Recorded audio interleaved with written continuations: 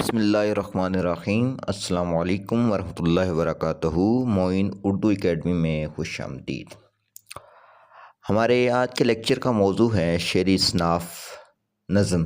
نظم کیا ہے؟ نظم کی تعریف، مفہوم اور وضاحت۔ تو چلیے بلا تمہید اپنے لیکچر کی طرف چلتے ہیں۔ نظم کے لغوی معنی۔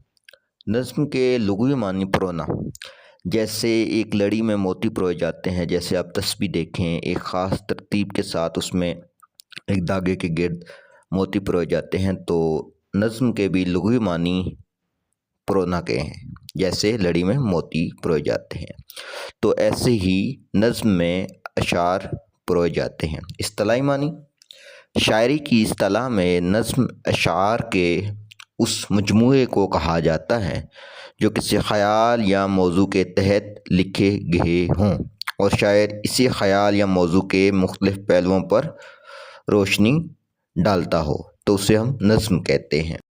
نظم کی تعریف۔ نظم کے لغوی معنی ہے پرونا، لڑی میں پرونا۔ شعری اصطلاح میں اشعار کا ایسا مجموعہ جس میں شاعر اپنے خیالات، جذبات یا کسی خاص موضوع کو ترتیب، ربط یا تسلسل کے ساتھ بیان کرے، اسے ہم نظم کہتے ہیں۔ نظم میں سارے اشعار ایک ہی موضوع کے گرد گھومتے ہیں۔ نظم جو بھی ہوگی وہ کسی ایک خاص موضوع کے تحت لکھی جائے گی۔ یہ نہیں ہے کہ نظم کا پہلا شعر ایک موضوع پر ہوگا، دوسرا شعر دوسرے موضوع پر، تو ایسا نہیں ہوتا نظم میں۔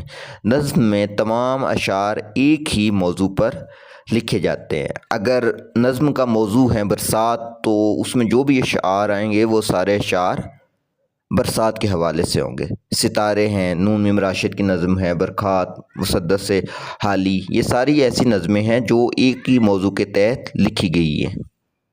نظم کی ایک مثال یہاں پہ میں پیش کر رہا ہوں، فیض احمد فیض کی لکھی ہوئی نظم۔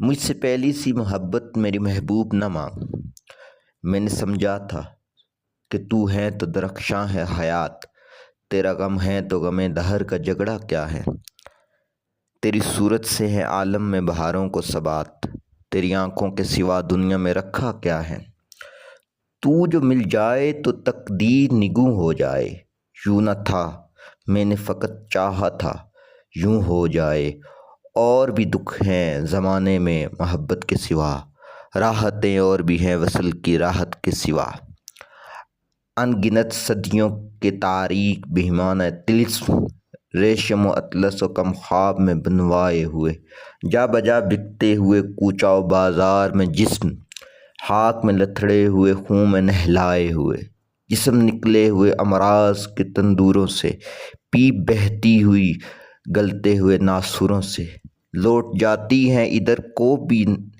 نظر کیا کیجیے، اب بھی دلکش ہے تیرا حسن مگر کیا کیجیے، اور بھی دکھ ہیں زمانے میں محبت کے سوا، راحتیں اور بھی ہیں وصل کی راحت کے سوا، مجھ سے پہلی سی محبت میری محبوب نہ مانگ۔